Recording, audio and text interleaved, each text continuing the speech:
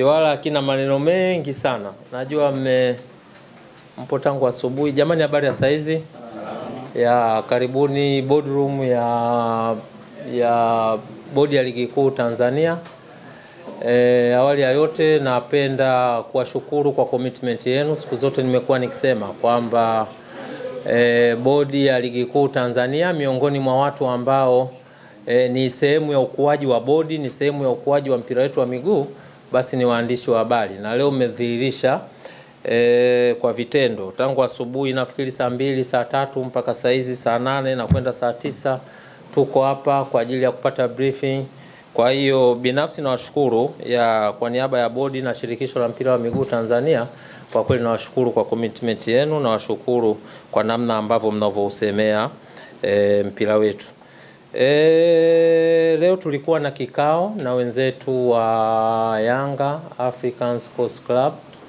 Kama mnavyojua ni utaratibu wa kawaida bodi kuweza kukutana na wadau wake, mdau mkubwa akiwemo vilabu. Kwa hiyo tulikuwa na hicho kikao. Leo tulikuwa na hicho kikao. Itakumbukwa kwamba bodi ya ligi kuu Tanzania ni chombo cha vilabu. Na pale wenye chombo chao wanapokutana na watendaji na mamlaka za chombo chao, basi kwa kweli siku zote kumekuwa ni jambo ambalo sisi kama bodi, kwa maana ya good governance, kwa maana utawala bora, ni kitu ambacho tunakifurahia na kitu ambacho tunaamini kinaweza kikatuondoa kwenye migogoro na kutupeleka pale ambapo kila mmoja anatamani kuweza kufika. Sisi sote ni mashuhuda, kumekuwa na sintofahamu kubwa katika mchezo namba 184, mchezo baina ya Yanga na Simba ambao tuliwailisha pale tarehe 8 nafikiri Machi. Na tangu tulivyowailisha kumekuwa na mambo mengi yamepita hapa katikati. Mara baada ya kuwailisha tulipokea malalamiko kutoka kwa wenzetu wa Yanga wakijaribu kuomba bodi ya ligi kuu kupitia kamati yake ya usimamizi na uendeshaji iweze kuona namna gani nzuri ambavyo inaweza kuwapatia pointi 3, lakini pia kulikuwa na malalamiko mengine ambayo waliainisha katika barua yao. Bodi ikaweza kuwajibu na baada ya kumaliza kuwajibu kupokea, wenzetu wa Yanga kuridhika na majibu ya bodi. Kwa hiyo ikapelekea kwenda kupeleka malalamiko yao katika chombo cha juu na cha mwisho cha masuala haya ya usuluhishi wa mambo ya michezo, ambacho kimepewa dhamana na shirikisho la mpira wa miguu duniani. Sisi sote ni mashuhuda.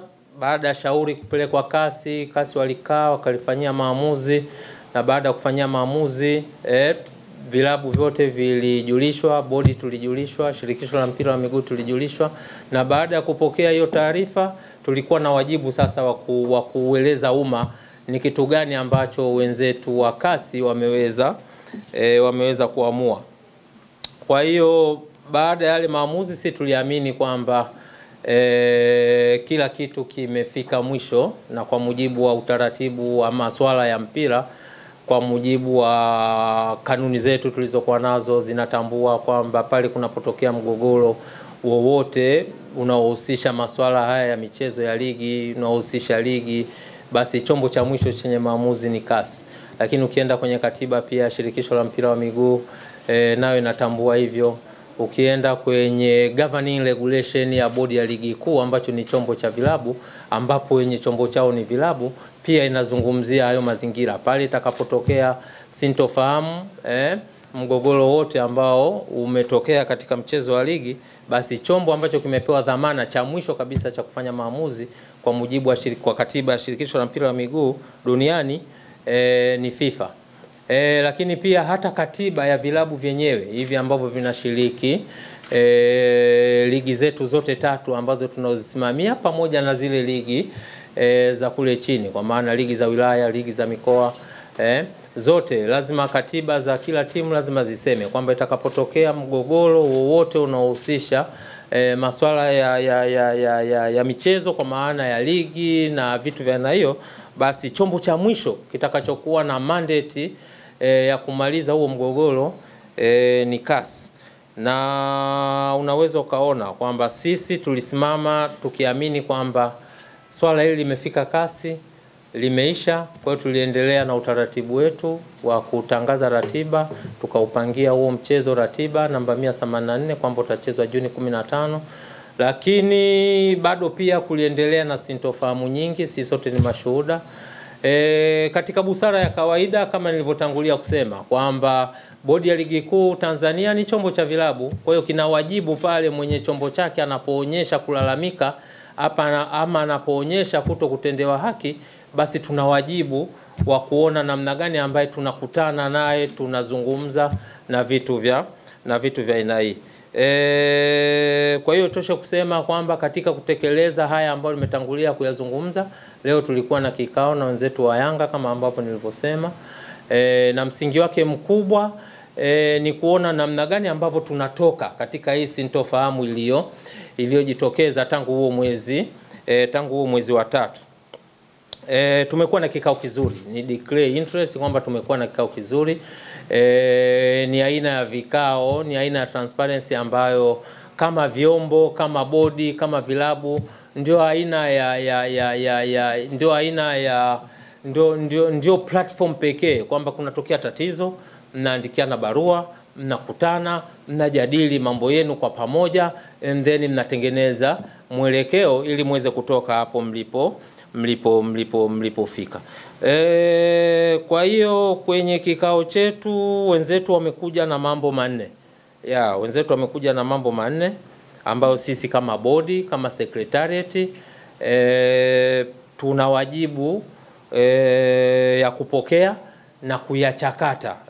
Sio kupokea tu, tunapokea na kuyachakata, na yale ambayo mnaona kwamba yako ndani ya skopu ya Bodi ya Ligi Kuu kwa maana kuyafanyia maamuzi, basi tunayafanyia maamuzi.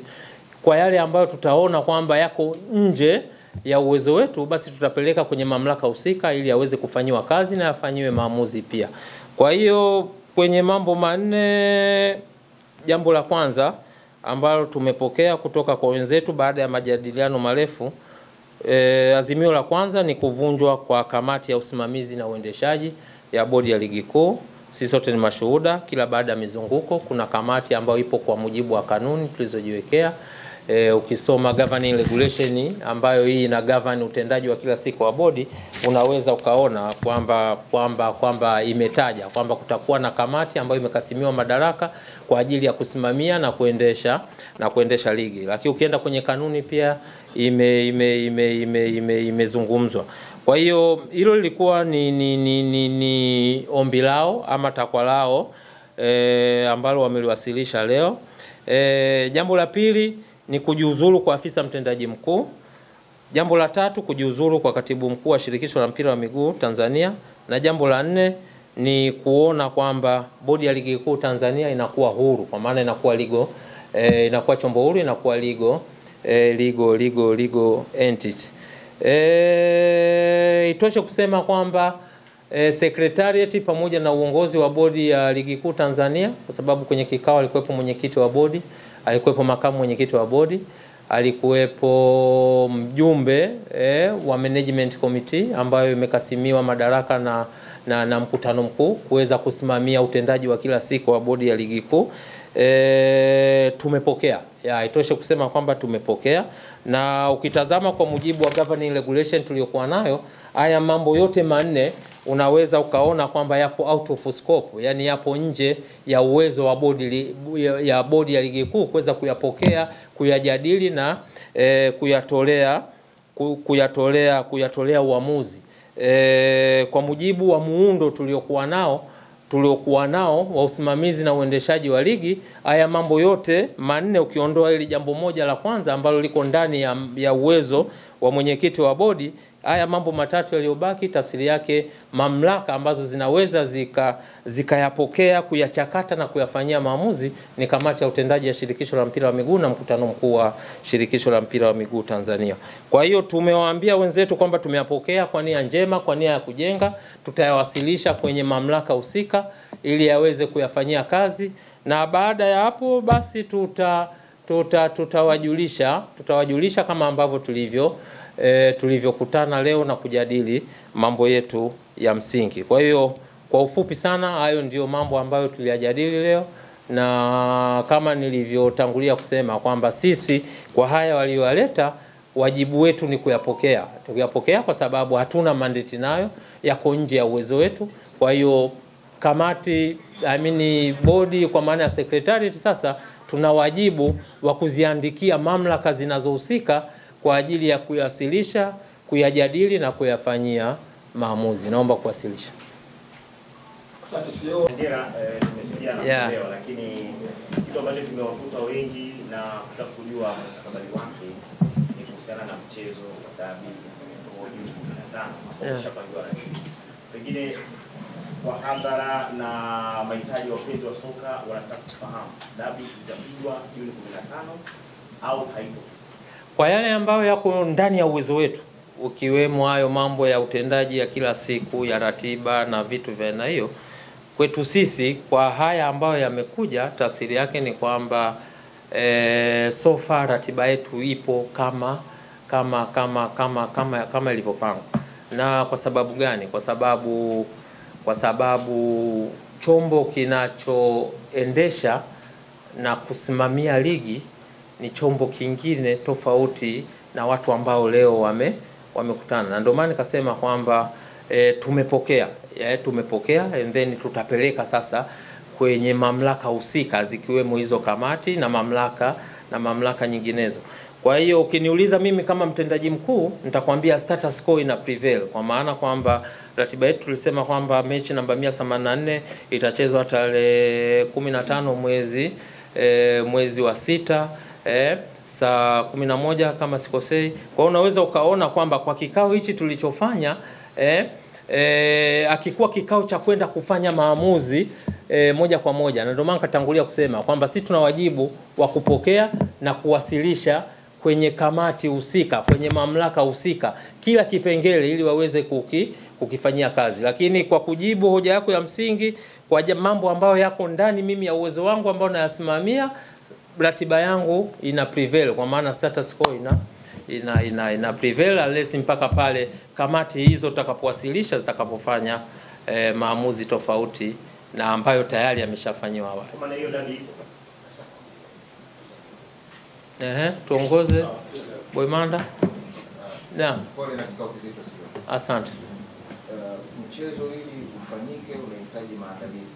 Maana ya logistics zile zote ambazo zina consist mchezo mzima. Sahihi. Ikiwemo swala la kwanza timu mwenyewe kueleza plan ya uwanja, viingilio na nini, vitu ambavyo mpaka sasa havijafanyika. Na je, katika kikao chenu Yanga wamesemaje, wataendelea na hizo procedure au kama hayo yatakayofanyika yasipofanyika ni kipi ambacho wamekieleza? Wataendelea na hizo procedure kueleza kila kitu kitakachofanyika au wameendelea kusimama na msimamo wao kwamba hiyo mechi hawatacheza? Yanga position yao ni kwamba wangetamani haya yafanyike ili wao warudi katika huo mchezo. Changamoto tuliyokuwa nayo, ukiyatazama haya mambo kuyatamka ni mambo ambayo yanawezekana, lakini ukija kwenye utendaji ni mambo ambayo hayawezi kufanyika overnight. Kwa mfano bodi kutoka kuwa chombo tegemezi cha TFF na kuwa chombo huru, yaani unazungumzia mchakato ambao unahusisha taasisi nyingi. Kwanza lazima uende katika management committee. Ukitoka kwenye management committee uende kwenye mkutano mkuu wa bodi. Ukitoka kwenye mkutano mkuu wa bodi iende kwenye kamati ya utendaji ya shirikisho la mpira wa miguu. Ikitoka kwenye kamati ya utendaji ya shirikisho la mpira wa miguu iende kwenye mkutano mkuu wa shirikisho la mpira wa miguu Tanzania. Kwa hiyo unaweza ukaona yes linawezekana, lakini linahitaji muda fulani hivi ili liweze kutokea. Na ndio maana nikasema kwamba ukiyatazama haya maazimio mengi yako nje ya mamlaka ama mandate ya bodi ya ligi kuu Tanzania. Lazima tuyafikishe kule ambapo yanapaswa kuweza kufika, kuchakatwa, kujadiliwa and then kufanyiwa maamuzi. Kwa hiyo nafikiri nitakuwa nimekujibu vizuri. Boimanda. Sio habari za mchana, lakini pia ambacho kinaendelea hivi sasa kuingia katika dabi ya Kariakoo. Lakini mbali na hawa wadau wanaounda bodi ya ligi, kuna wadau wengine ambao ndio walaji na wateja wa mchezo wa mpira wa miguu mashariki. Kwa hiki ambacho kinachoendelea hivi sasa, nini ambacho tunawaambia kuelekea katika mchezo huo, lakini kutamatisha msimu wa 2024-2025 zikiwa zimebaki raundi tatu tu ligi hiyo kutamatika? Ninafikiri jibu lako alipishani na mwandishi wa TBC.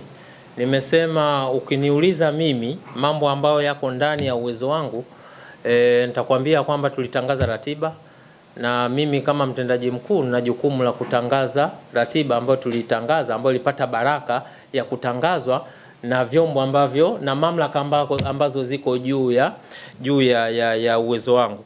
Kwa ni mamlaka hizo ambazo ziliweza kuapprove hiyo ratiba, ndio mamlaka hizo pia ambazo zinaweza zikaja kutengua hiyo ratiba. Kwa hiyo so far mimi ukiniuliza nitakwambia kwamba ratiba yangu, kwa sababu mamlaka husika hazijaitengua, mimi kama mtendaji mkuu nitasimama kwamba ratiba ya awali na prevail, status quo na prevail.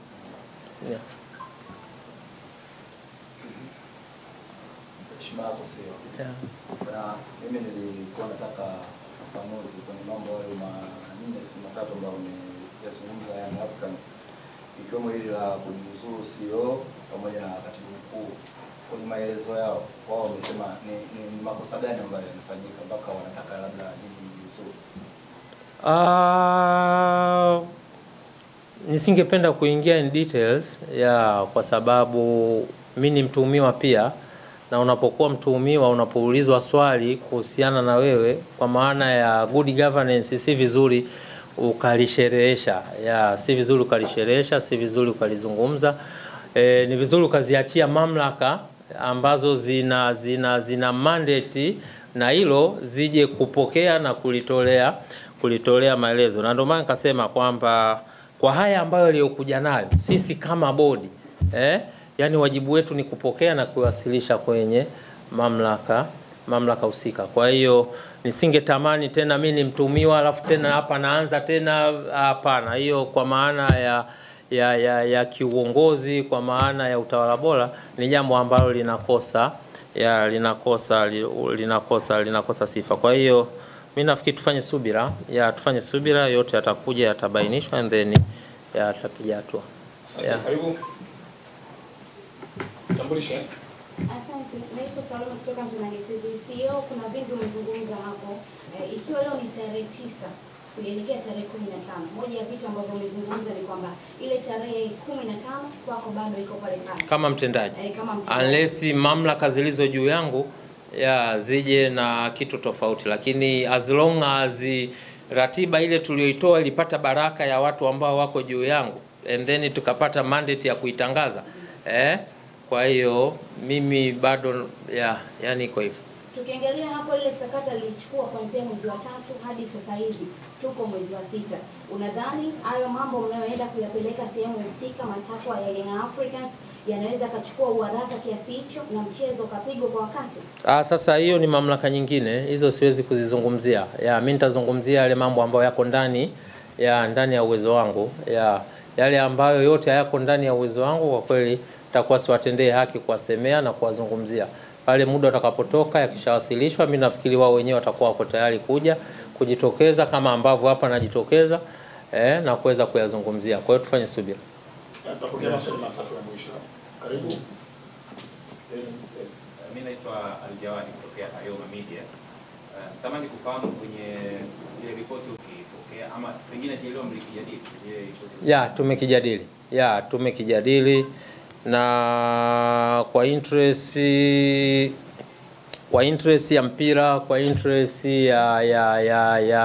ya nchi, kwa kweli tusingependa kukizungumza, na tumezungumza bayana kabisa na ni imani yangu wenzetu wamelizika kwamba taarifa ya uchunguzi ziko mamlaka za nchi ambazo kwa mujibu wa sheria na kwa mujibu wa utaratibu za nchi wamepewa hiyo dhamana. Wapo wenzetu wa TAKUKURU na viko vyombo vingine vya ulinzi na usalama ambayo wana jukumu hilo la msingi la kufanya masuala hayo ya kiuchunguzi katika level kwa zaidi lakini tupo sisi pia kwa maana ya bodi, kwa maana ya shirikisho la mpira wa miguu kupitia kamati zetu tunafanya hayo mambo ya kiuchunguzi katika level hiyo ambayo sisi tumekasimiwa kuweza kufanya. Kwa hiyo bahati nzuri tumeliweka wazi yale ya kwetu, tumewaambia yale ambayo mamlaka za nchi wanaendelea nayo pia tumewaambia.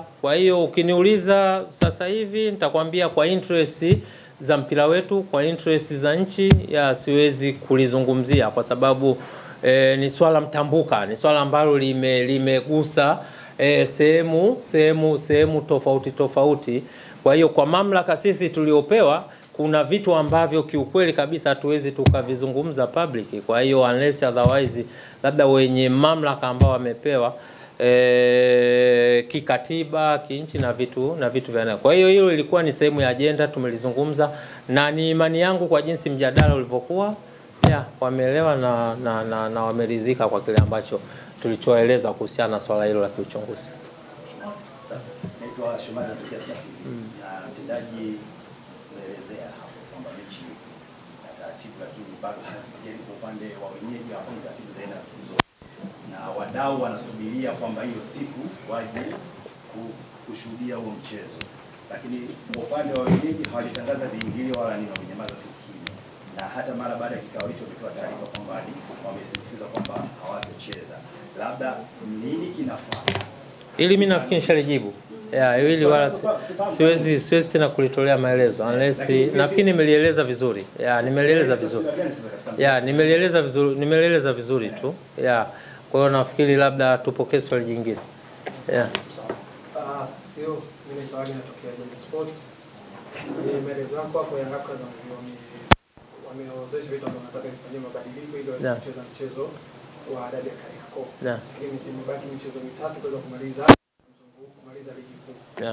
Vipi wamekubali kumalizia michezo miwili kama ambavyo hakuna kutofanyika mabadiliko ya namna yoyote kwenye matakwa yao, kwa maana mchezo dhidi ya Prison na Dodoma Jiji ili kumaliza ligi kuu msimu wa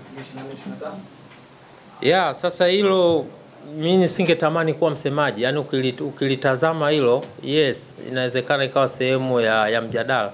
Lakini ukilitazama kiundani yani ni Yanga wenyewe, yani ingekuwa vizuri Yanga wenyewe wangelielezea kwa mapana na marefu yake. Mimi nafikiri kwa yale ambayo niliongelea kuhusu mchezo wa dabi huo na ligi kwa ujumla na haya ambayo tuliopokea, mimi nafikiri kama yanajitosheleza. Lakini ukitaka clarification zaidi kwamba Yanga wanasemaje, nafikiri ni vizuri wao wenyewe sasa wakalisemea hilo. Nisingetamani kuwasemea ama kuwa sehemu ya Yanga, lakini yale ya jumla naweza nikaya clarify hapa ili tuweze kuona namna gani ambavyo tunatoka hapa tulipo twende pale ambapo kila mmoja anaweza kutamani kufika. Asante, sio tumekamilisha ndio maswali ambayo tulipokea, nadhani hapo. Sawa. Asanteni sana. Jamani, asanteni sana. Shukrani.